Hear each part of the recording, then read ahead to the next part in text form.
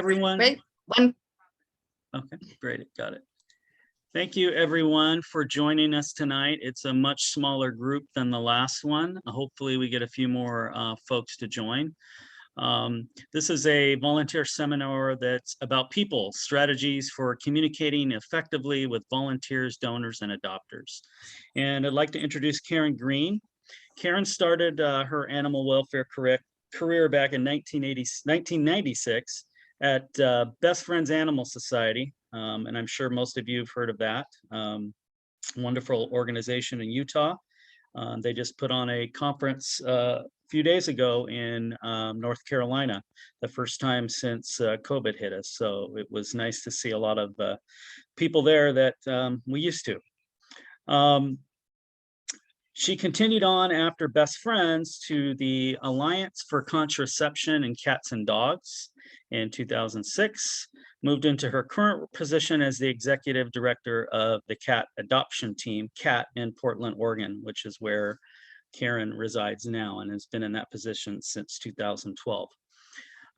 Karen has a special interest in communications, conflict resolution, and organizational culture within animal welfare. She holds a bachelor's degree in organizational communication and a certificate in conflict resolution and mediation, and has presented dozens of workshops at national, regional, and local animal welfare conferences. Cat Adoption Team has been named one of the top 100 nonprofits to work for in Oregon for the past 7 years, based on anonymous staff surveys.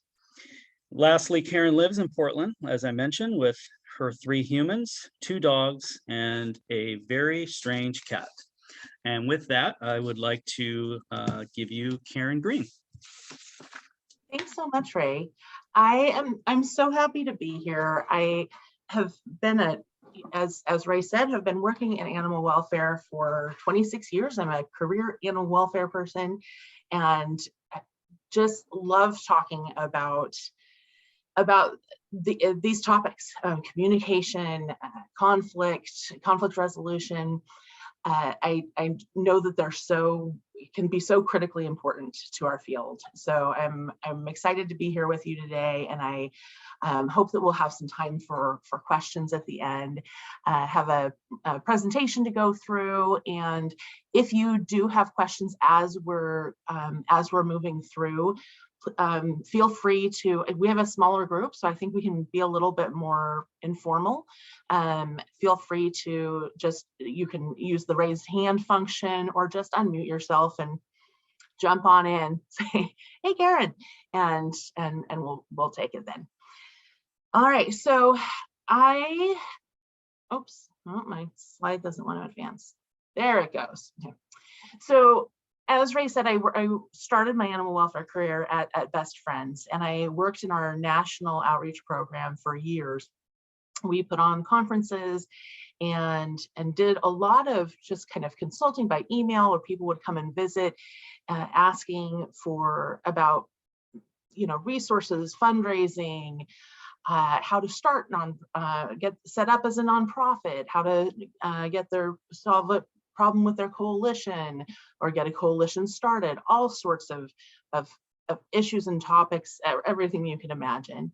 And I talked with and worked with hundreds of groups over those years. And I noticed a really strong trend.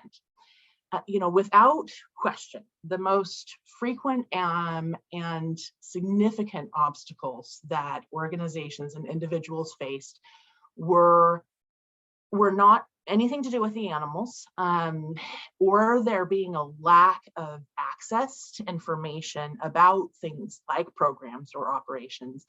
They were about people. They were, the board of directors is micromanaging the executive director, or there's a conflict between, the animal shelter, the municipal shelter, and the rescues that are pulling from that shelter can't agree on terms of rescues. I worked with one community, a large city, where they had actually like dueling coalitions that couldn't agree on who was going to be the coalition for that city. There are, interpersonal issues between individuals in organizations, or sometimes kind of cliques in organizations, whether in staff or volunteers, just all sorts of issues kind of related to usually communication, conflict, and organizational culture that were really getting in the way of animal advocates and organizations being able to do the best work that we could do. And what I saw was that a lot of our resources, a lot of energy was being exhausted by those issues instead of it being able to be used to help the animals. And so it wasn't helping us accomplish our missions as well as it could have been. And it was really just not good for the people in our field. I saw a lot of people, really struggling with just, with burnout and just getting, exhausted. And again, the things that were hardest for people weren't about the animals. It was about we're just, this dealing with this, these people in the public that are so opposed to this thing that our organization is doing, and we just can't find a way to connect on it. They were the people issues. So when I left Best Friends and decided to, I moved to Portland, in Portland, Oregon now, I went back to school and went into a program to study organizational communication and conflict resolution, because I felt it was just critical that we have more skills and knowledge in animal welfare in those areas. And it's something that I've really valued myself in the roles that I've had. I use those things in my professional work every day and at home, although to be honest, I'm better at them at work than I am at home. And I really love talking to other animal welfare people about them. I know that we can do more good for animals and have it be less hard on us by building our skills in these areas. So I'm looking forward to talking with you about that today. All right, so we're going to talk a little about, why some of this stuff matters and what these obstacles kind of look like, and then mostly focus around what are some tips and tools that can be helpful, and talk just a little bit about what that changing of patterns can look like, and the challenges with it, and then how to just really move forward practically from being in a 1-hour workshop about this to making changes in your day-to-day life. So, a lot of people, we're animal people. I'm going to make the assumption everyone here probably considers themselves an animal person. A lot of people get into animal work because, we love animals, of course, but sometimes we might actually like them better than people. We might, animal people sometimes don't consider themselves as good with people as they are with animals, or they just might not like people that much. That's not the case with everyone, of course, but there is some of that. But we really need people. Without other people, the number of animals you can help is limited to the number of animals you're going to adopt yourself and care for yourself. So it's going to be a pretty limited number, right? In our work, it's people who are taking care of the animals day to day. They're finding homes for the animals. They're paying for the expenses for the animals, providing veterinary services. It's people who donate, they volunteer, they adopt. People save animals, and the organizations that have the most impact in life saving are doing so because they're good with people and those relationships, not because they're good with animals. The pathway to saving more animals is to strengthen relationships with people. I think it's funny because a lot of animal people, are often accused of treating animals like like people, anthropomorphizing them or treating them like babies or like our kids. And that characterization is not untrue in a lot of cases. I have a cat that I definitely baby quite a bit. It's what I think is funny is that a lot of us could use treating humans a little bit more the way we sometimes treat animals. You know, when we encounter a fear aggressive dog or a cat that is, you know, is shut down, we don't, you know, we consider things like, we look at what, you know, what their background was. We think about their genetics, their upbringing, what has just happened with them. You know, did they just lose their home? Were they just in an accident? They've just gone from their original home to a shelter, and then they're moving into rescue in a foster home. If their behavior is anything other than what we might consider ideal, or if we're having any trouble with them, we attribute that to all of these other things, and then look for how we can be most successful working with them. When we have trouble with people, we tend to attribute that to either bad character or bad intentions.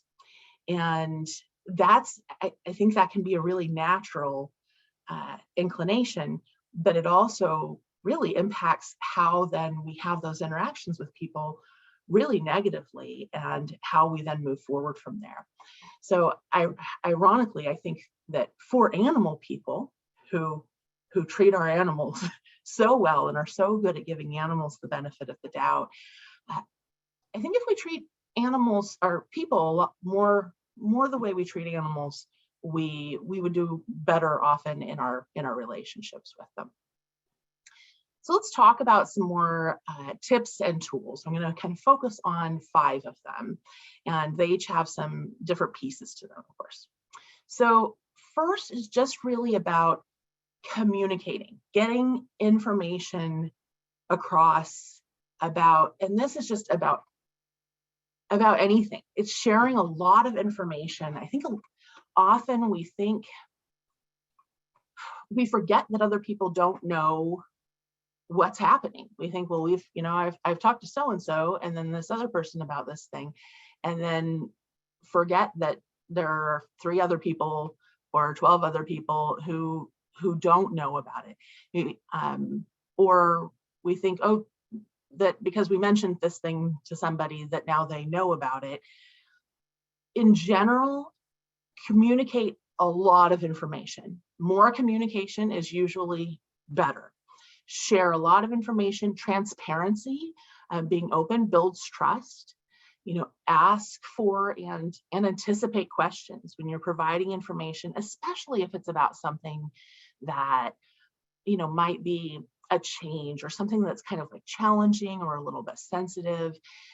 You know, anticipate what questions people might have and just jump forward and answer those, and then ask for more questions. Create create space for conversations, so that it's not as much just like, here's this thing, this is what we're doing. It's more, hey, this is how this is going to work. Here's how we got here. This is the way the plan is going to be. You know, you might be worried about this. This is how we're going to address this. What kinds of questions do people have? We're really interested in discussing this. We understand it's a big change. Please come and talk to me or talk to so-and-so if you have any questions or concerns. It's a lot of, just again, whenever you need to share information, you do more of it than you think you might need to. More information, and make sure you're getting it to the right people, to everyone who might need it. Let's see, looking at one piece of this, I think, is that when we're communicating information, and it's about when there's a problem. So when there are problems, when there's a conflict, when there's an issue, it's really important to communicate directly with the person that you're having an issue with, or the person, whether it's if it's interpersonal, then the person you might be having that conflict with, or if it's around a decision somebody made or a new policy or something, then the person who could change that thing. I know that seems obvious, but that is frequently one of the most common things that people avoid doing. It's very uncomfortable to go to somebody and open up those conversations. Say, hey, I disagree with this decision you made, or I'm uncomfortable with that conversation we had the other day. So what we do instead is we stew and we vent. Either of those things, when we're stewing, we think over in our heads how we're frustrated about what that person did and how wrong they were with that decision. Or we vent about it. We're talking to other people, and usually we are going to naturally pick out people who are likely to agree with us. And same thing, we're talking about, how frustrating this is, how wrong the person is, and we tend to we get more reinforcement for that. And I love this quote. This is from one of my conflict resolution books in school, that when we're not engaging in a real conversation with the person that we have an issue with, we're getting further and further from a resolution. In your own head, or in this conversation with someone else who doesn't have the information that you really need, then you can go down these great roads and conversations that can be very satisfying because they allow us to feel right? If I'm just in my own head or talking with somebody else who's my friend and is going to agree with me, we can have a whole conversation about what somebody else did and why they're such a big jerk. And it's comforting, because in that situation, I'm right and they're wrong. And that's a relief. It's not threatening. I haven't made myself vulnerable. Whereas if I go and have a conversation with that person, I might get information from them that might make me realize that, oh, actually, maybe I screwed up something in this too, or I wasn't looking at it correctly. I didn't have all of the information, or it might just be an uncomfortable conversation. In any case, it's going to be awkward. So we tend to avoid those things, those conversations, but then we don't solve the problem. And we damage the relationship usually, because we have actually built up more tension in that relationship with someone by going and building up this pressure with our stewing and venting. So going directly to the person that you have an issue with, or somebody who can help resolve the problem that you have, is really hard.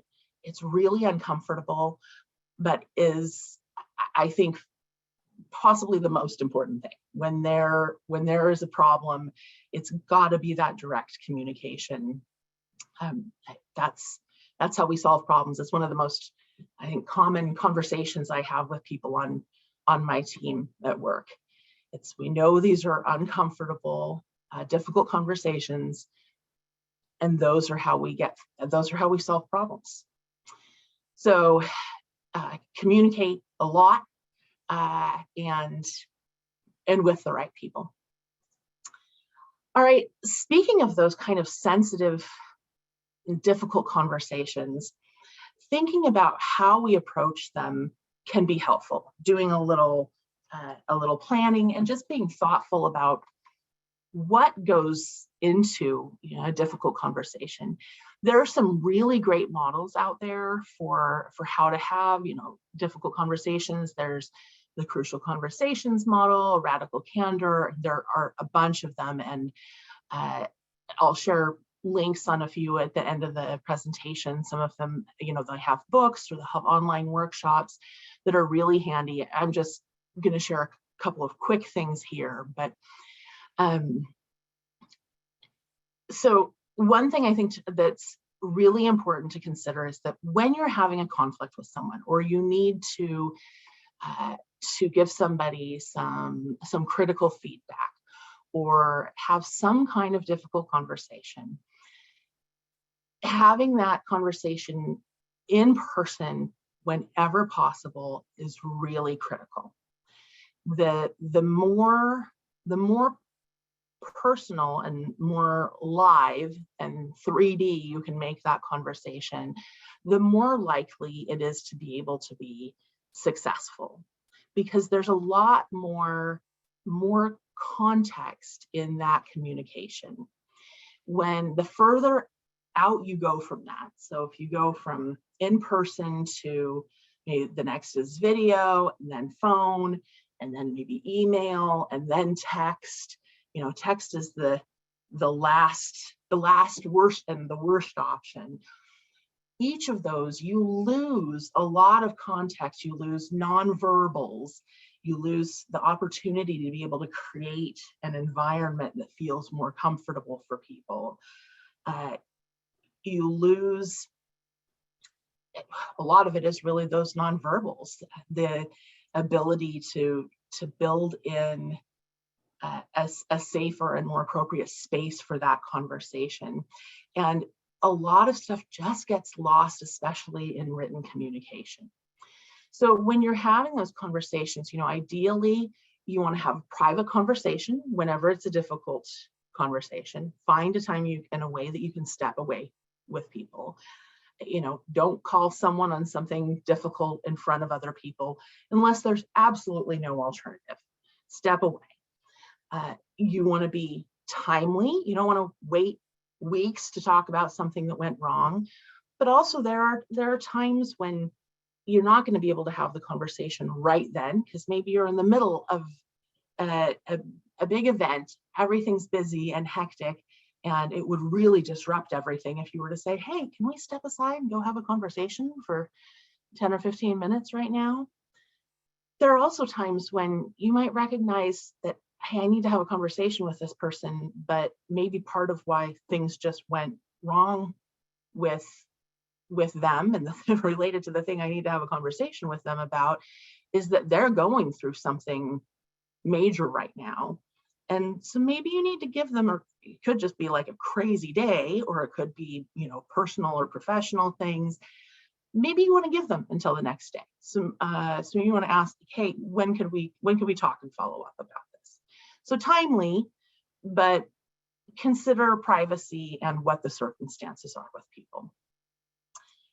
And then looking at just that, is it written? How much we're able to put into context with people. When you have to, if you have a situation where, okay, I can't talk to this person in person, and sometimes, it's smaller things. It's not necessarily a problem.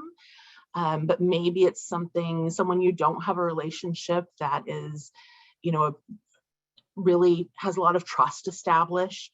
So you just want to make sure that the communication is going to be perceived as friendly. Then you can be more thoughtful about building in more context around it. Written communication in text and emails is really prone to being misread. So for instance, here's an example. Let's say, you want to find out what's going on with a dog that came into rescue, but isn't showing up yet on Pet Finder. And you send this email, what's going on with Eddie? I don't see him up on Pet Finder yet. What's the problem? You might be sending that, I might send that. And in my head, it sounds like, what's going on with Eddie, that border collie mix that came in last week? I don't see him up on Pet Finder yet. What's the problem? And maybe to me, it sounds benign, but to somebody else, the person who's reading it might sound really aggressive and critical. A lot more like, what's going on with Eddie, that border collie mix that came in last week? I don't see him up on Pet Finder yet. What's the problem? So you can build in more around those things. And sometimes I work with people who are low context communicators who consider this, we'll call it fluff. But it's whatever you consider it, it can really make a huge difference in how your communication is perceived. So that same text or email can ask for the same information, but with more context. Hey, hi, Jeff. I have someone who's interested in Eddie, that border collie mix that came in last week. I don't see him up on Pet Finder though. Did a medical or behavioral issue come up? So that one is giving a little more information. Like, why am I asking for this information about what's going on with Eddie? So that makes it clear that I'm not just pointing out, hey, you dropped the ball on something with getting Eddie up on Pet Finder. I'm looking because I'm trying to figure out what's going on because I have somebody who's interested in him, and I recognize that it could be, you know, a medical or behavioral issue that's come up. So it creates more of a story around it that can help ensure that it doesn't come across as critical or aggressive. Helps it be read differently. Or this is a lot more context, a different read, you know, hey, I wanted to check in about Eddie, that border collie mix we got in last week. I noticed he isn't up on Pet Finder. I wasn't sure if that was intentional. I hope he didn't get that kennel cough that Barley has, or if it might have been an oversight. I know we have a new volunteer helping with Pet Finder updates. Just wanted to give you a heads up. Let me know if there's something I can do to help. So that one suggests that there might have been an oversight, but there's more context built into it, explaining like, yeah, I get it, those things happen. But I thought you needed to have this information, and I can see why it might have happened. So you can see how the emails that have a little bit more support around them can really come through differently. Now, again, I recognize that there are two things. One, it takes longer to write these longer messages to build this context in. And that is the biggest complaint that people often have about this. I don't have time. I just need to get to the point. The problem with that is that communicating that way so often leads to either misunderstandings or conflicts that take up so much more time than if we just invested a little bit more time on the front end to help ensure clear communication that doesn't result in conflicts. Usually, cutting corners does not pay off when it comes to communication. Now, if it's in a relationship that you have with someone where it's a good relationship, it's solid, you have trust established, you can use a lot of shorthand and it works fine. But if you don't have a relationship established with somebody yet, if you don't, or if you do, but it's not a really trusting or positive relationship, or there's been some friction lately, or you know that that person's been a little sensitive about something else they have going on in their life, building in more of that context can make a big difference. All right. On the other piece of this is that remembering the nonverbals. And we are used to doing this a lot with animals, right? Animals don't understand, well, they understand a few of our words, maybe. Some of them understand none of them. And most, if they do know any, it's just a few, right? We communicate with animals with our nonverbals. So whether we're communicating with a person in person or by phone or video, recognizing things like how not just our tone of voice, but things like how we're orienting our body with somebody else. When you're meeting with somebody about something sensitive, considering, I'll try to set myself up so that I'm not directly opposite somebody. And this is just like you would do with a dog. It's intimidating to, you don't go up to a dog who's sensitive or scared and go right up in their face like this, right? You want to keep things a little bit more calm. I have a couch in my office and a meeting space with a table in it. And if I need to have a little bit more of a sensitive conversation with someone, I'll try to put us on the couch so we're sitting next to each other.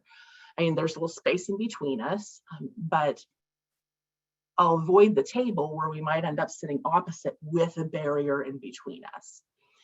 Talking while going on a walk or a drive can be great, because again, it's like you're both next to each other going the same way.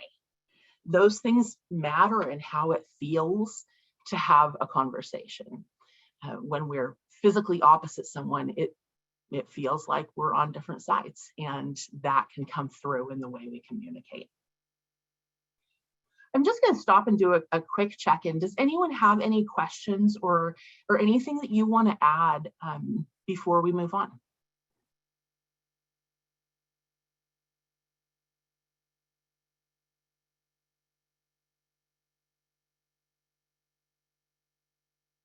All right, jumping back in. Oh, I saw, hold on, there we go. Thank you. Oh, yes, Karen Sweet has a question. Karen, are you able to unmute yourself, or maybe, let's see. I think so. There we go. Okay, can you hear me? Yeah. Okay. So I just had one question. Is a while back, I'm a foster, by the way. I don't do the operational stuff, but maybe at one point I could, help out if I could. But where's my image? I don't have one. Oh, there it is. There I am. Okay, so I had a cat that had an application, and then it went on for like more than a week, and the person dropped out. I mean, it fell through, and then it went on like 2 more weeks, and he still had the status, on his page, has application, and I let it go because his sister had just been adopted, and he was like, he had a hard time with her to begin with, so I gave him like this little breathing space, where he could be himself without his sister. So I wasn't too worried about it. But then when he got where I thought, okay, I think he's ready to go, the notice was still there on his page. And so I did contact the folks who do that, and I, like you said, I mean, I'm the same. Everything you've said so far about how important communication is, I mean, to me, I think this is like the number one thing that everybody should be aware of. Is it's like everything else may be going fine, but if nobody knows what's going on, then you can't get things done. Anyway, so I finally did email, and my email unfortunately was like 5 paragraphs long, because I was really trying to be, I don't really know very many people in the organization yet, just probably 3 or 4 that I deal with on a regular basis. So I was really trying to be diplomatic, and I certainly wasn't angry with anybody. But here's the thing is, when I did, the first time I had a question about the pages, and the information on the pages, I heard that there were like 4 people who do that, and they all have full-time jobs, and they're really swamped. And so I felt like, oh my God, I don't want to bother them, and I just wondered if that's the case. Is that always the case? Is there maybe a way you could find a volunteer who just wanted to update the pages with their status or something, or whatever? To me, that was critical, because I adopted a cat 2 years ago from City Kitties, and when I was looking for a cat, I didn't even take a second glance at any of them that said has application, because I figured it would be a waste of time. And so here, this cat I had, Hansel is his name. He went 3 weeks with it on there when he didn't really have an application. And in my head, I was thinking, oh gosh, think of all these wonderful people out there who may just be skipping over him. So anyway, my question was, if you only have 4 people and they've got full-time jobs and they're swamped, what's a solution for that? Because that, to me, that's just as important as communicating. If somebody's like, really stressed because they're trying to do their job and keep up with their volunteer work. So yeah.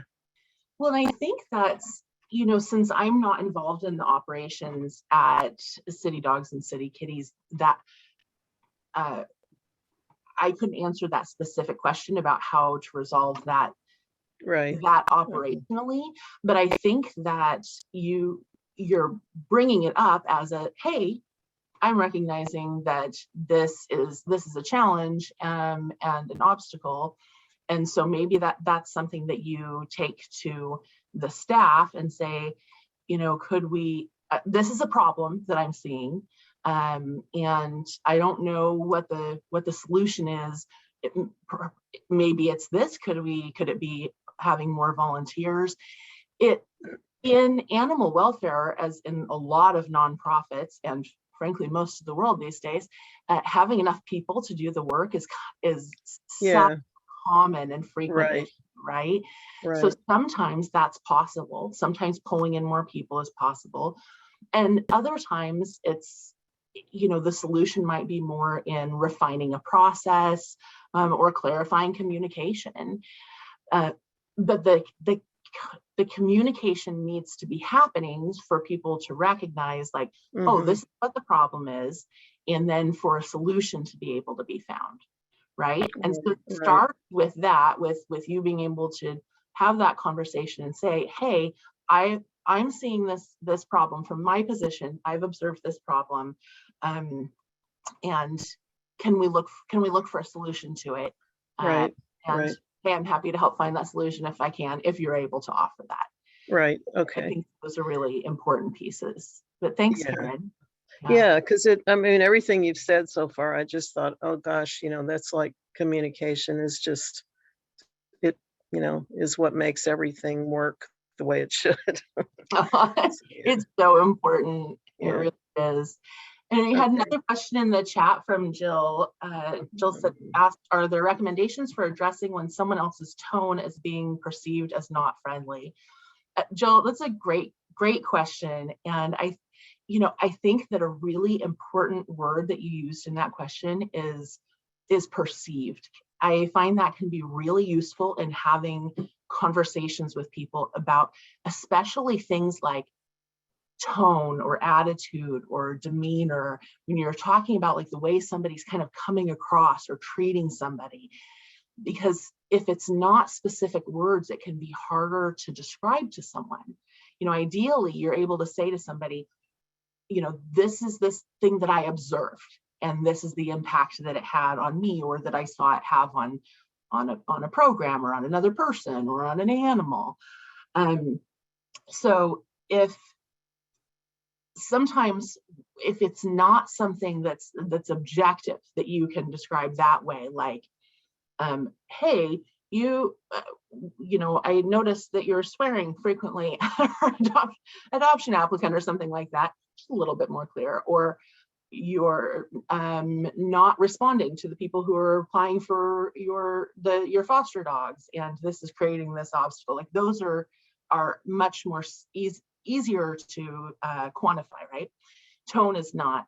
Tone is something where I think saying something to somebody like, hey, when we talk, or when we had this conversation the other day, your tone felt really unfriendly to me, or harsh, or and you think of like some more words to kind of describe it to them, and say, I'm not sure what was going on there, or if it's a pattern of something, then maybe you could mention that as well. And then talk about what the impact is, right? Like that, honestly, it makes it hard for me to feel comfortable talking to you about things. Or there are times when I actually, I'm reluctant to come and ask you questions about what's going on with this program, because I feel so uncomfortable with this. Or, I really feel like you don't respect me, and I'm not sure if that's the case. Is that what's happening? Can we talk about this? Like, what's going on here? And there might be an interpersonal issue. They might say, like, yeah, well, I'm upset about this thing, or I don't like this thing about our relationship, or about the way you do X, Y, or Z. if that's the case, then you can have that conversation. Whereas before you asked, you didn't have the chance to say, oh, you're mad about that thing that happened 2 years ago, but actually that was a misunderstanding. And now we can work through it. Or they might say, oh my gosh, you know what, I've gotten this feedback before. I'm sorry. I don't know what it is, but somehow I seem to just come across this way. That doesn't mean that you have to accept them still talking to you like that, because you can still say, let them know how it impacts you. But basically, I would say have the conversation and base it on that. This is how this is coming across. This is how I am perceiving your tone, and this is the impact that it's having. So I hope that helps a little bit. Ray? Thanks, Karen. I wanted to respond to Karen, and then I also wanted to just make a comment as well. Karen, our goal is to adopt out as many animals as we can and as quickly as we can, still focusing on high quality. So if you're encountering or have encountered in the past roadblocks that you perceive as not being able to achieve that, please run it up the flagpole. And if that person that is your contact, I'm assuming perhaps a foster assistant that's been assigned to you, is not being responsive, then feel free to run it up the flagpole. You can always reach out to me or Amanda, because we want the same thing that you want as a foster. And a lot of times we don't know about it unless unless it becomes problematic. So don't feel like you're stepping on anybody's toes. Just reach out and we'll get it rectified. Okay. Yeah, I can't tell you why it happened in your particular case or what was happening at that time, but we certainly have processes in place to try to get updates to the website as quickly as possible. Right. Yeah. And I actually, when I finally, like I said, I let it slide for a while because I just thought the cat was in better, it was better for him to have a little buffer, but, Sure. and when I did bring it up, it did get taken care of right away. But, I'm fairly new. And so when I saw that stay on there for a while, I think I had one interaction with an earlier cat where I was told, that the people had full-time jobs and there were only 4 of them. So that made me feel like, oh gosh, I don't want to bug them, and I really seriously don't. I can imagine there's no way I could I can tell you, yeah. I can tell you, Karen, that's probably accurate. Most of our volunteers have full-time jobs. Many of them have children and families that, and responsibilities.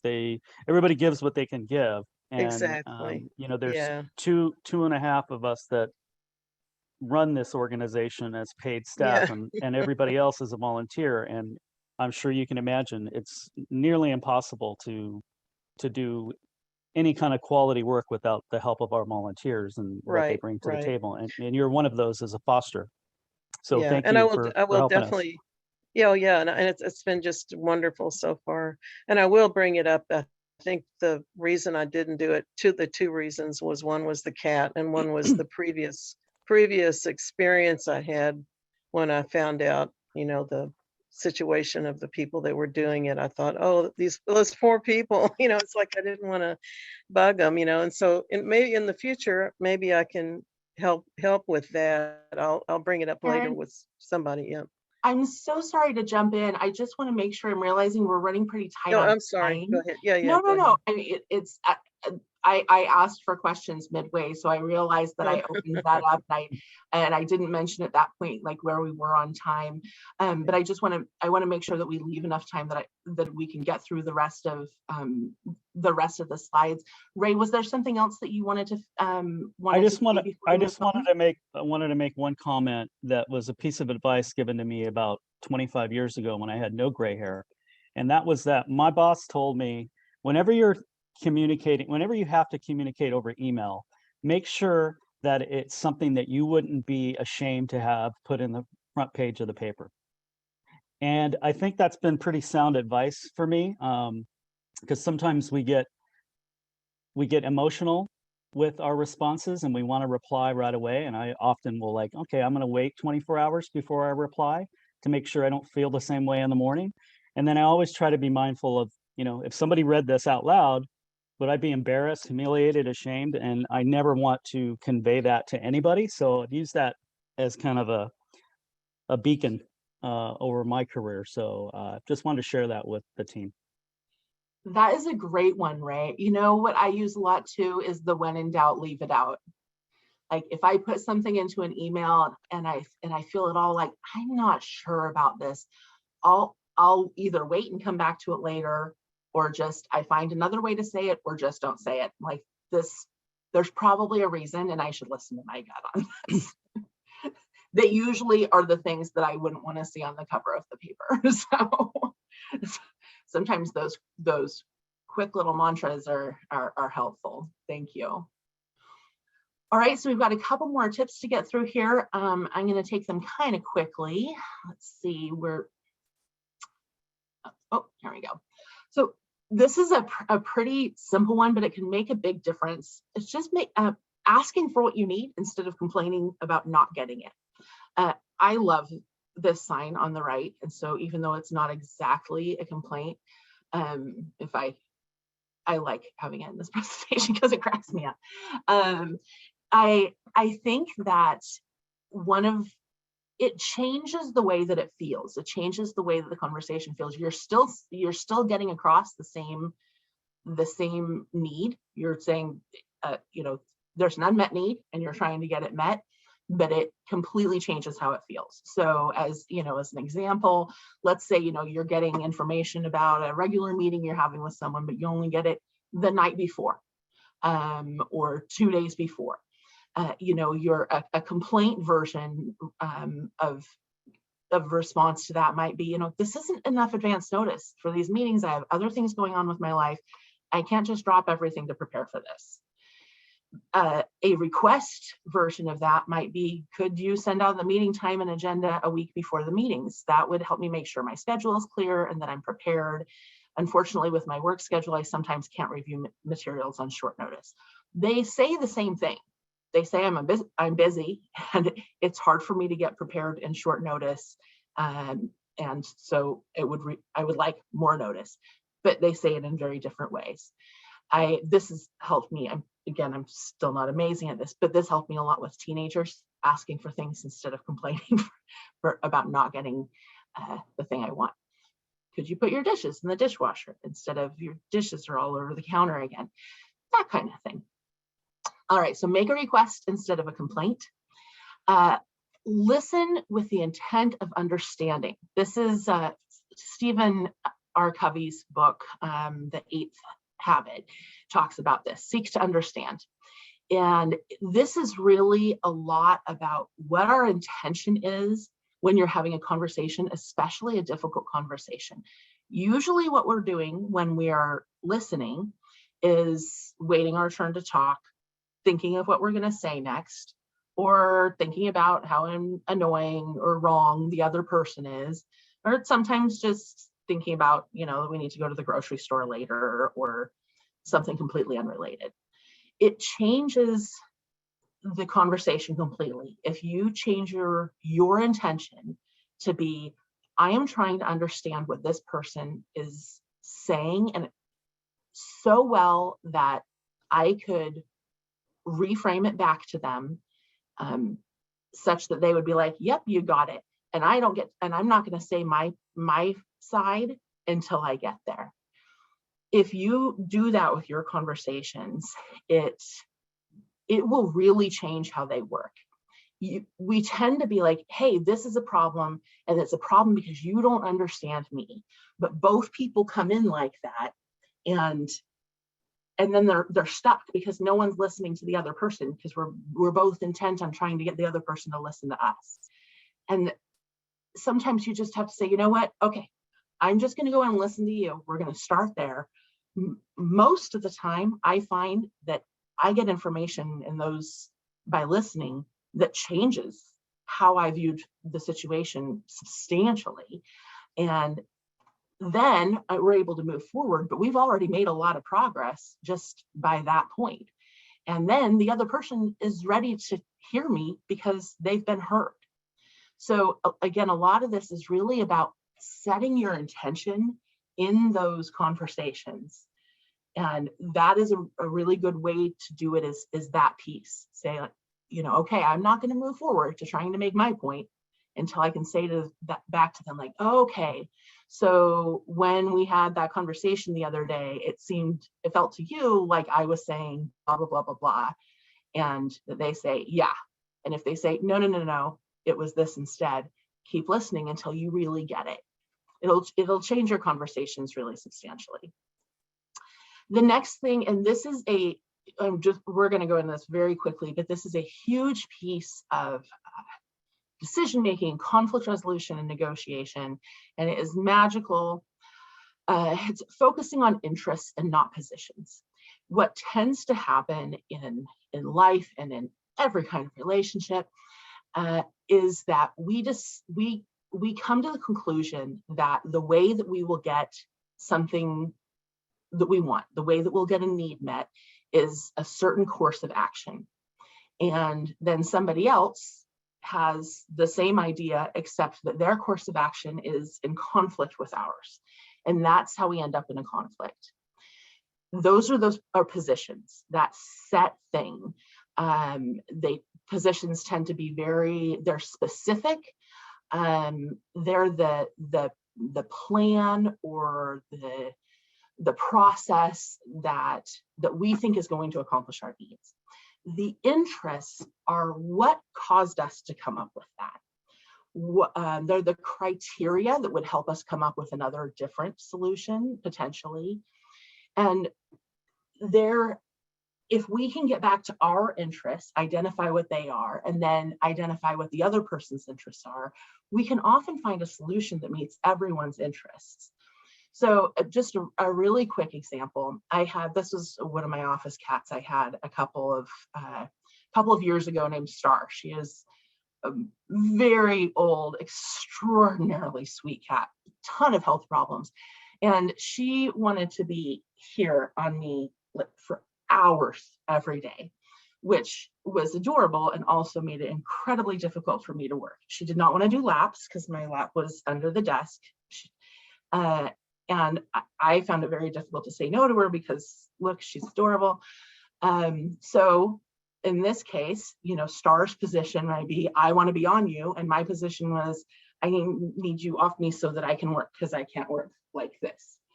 So, but really her interests were what, and her main interest was, I want to be close to you. I want to be warm and be held. My interest was, I need to be able to get my work done, but I also need to meet Star's needs. That was another one of my interests, right? So we came up with another solution, which was that someone from our kitten department brought me a kitten sling, and I held Star in that. And Star was, I know she looks perfectly ridiculous, but she was absolutely happy in her kitten sling, and I could work around a kitten sling. It met all of our interests, but it wasn't, hey, Star's hanging out up here, and it wasn't Star's across the room on a bed. So thinking about those things, what are you really trying to accomplish? What do you need from it? Can make a huge difference when you feel like you're stuck. You're like, how are we ever going to figure this out? Or getting back to like, why do I want this thing? It can help us make better decisions. It also can open more doors. I find that this is the case with adoption criteria. For example, when I was at Best Friends, one of our criteria for years was that adopters had to have a fenced yard. And we had a dog who could climb any fence. He was incredibly smart, super active. He could climb our jump-proof fences. We had these one run that had 12-foot high fences, and then they had like the big angled thing in. He could get out of those. And we ended up ultimately placing him with someone who lived in an RV, and he traveled the country. He was an avid hiker, and obviously he didn't have a fenced yard. He didn't have a yard. His yard was the country. But he gave the dog a ton of stimulation. They went everywhere together. He got a huge amount of exercise. Our real interest in that case was we want our dogs to be safe. We want our dogs to get exercise and stimulation. But we had picked a position that was, oh, the way to get those interests met and those needs met was for a dog to have a fenced yard. And that wasn't necessarily the case. So anyway, think about like what your interests are, not just your positions. An excellent book about interests and positions, I'll share in the resources at the end. So changing our patterns when we're trying to change our communication patterns, if we're doing something new, can be really awkward. It can feel uncomfortable for us, and it might make other people respond differently to us that, when they're used to us acting one way. I want to just encourage people to just lean into that. Let it be awkward. It does get more natural over time. You can also let people know, people in your life know, hey, I'm trying this new thing. Whatever. I watched this webinar and, you know, they talked about, you know, this weird lady from Portland talked about this thing to try. So I'm trying this, and I don't really, you know, it might be a little bit awkward for a while, but, you know, bear with me. Again, like that disclosure will often even help people just open up and be like, okay, all right, I'll roll with this. What you got?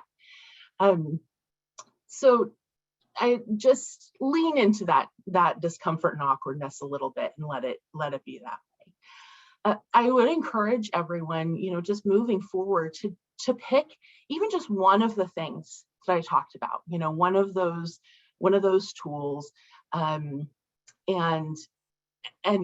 commit to really focusing on that over the next month. Write it down, put it on a sticky note on your, you know, your computer monitor or on your home screen on your phone, and just focus on that. It's too much for our brains to try to take on a lot of things at once. But if you pick one and follow that, you'll have a much better chance of actually being able to make some changes in your behavior and see some good results.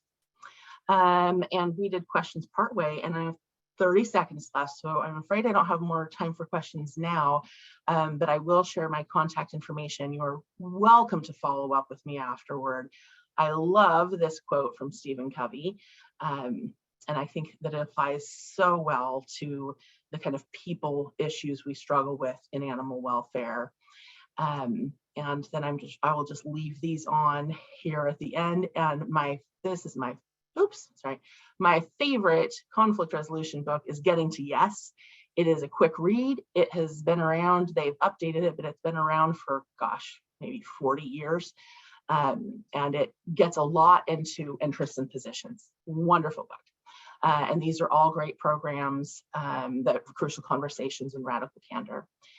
And you can find me at either of these places. And thank you so much for coming today. I really appreciate you having you here. I know it's late in the day for you. And I welcome your questions and follow up.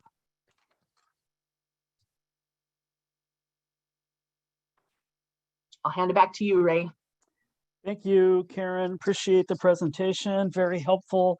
For those of you on the video here, we do have this recorded, and we'll be sending it out to all of our volunteers. So if you're not able to take down some of the information that resonated with you, you'll have it in the slideshow. So thank you, everyone, for joining. And please have a great night. And thank you, Karen, for the presentation. Thank you, Bonnie and Diane, for making this happen for us.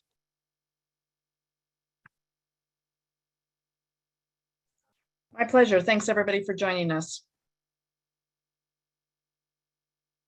Thanks, everyone. Good night.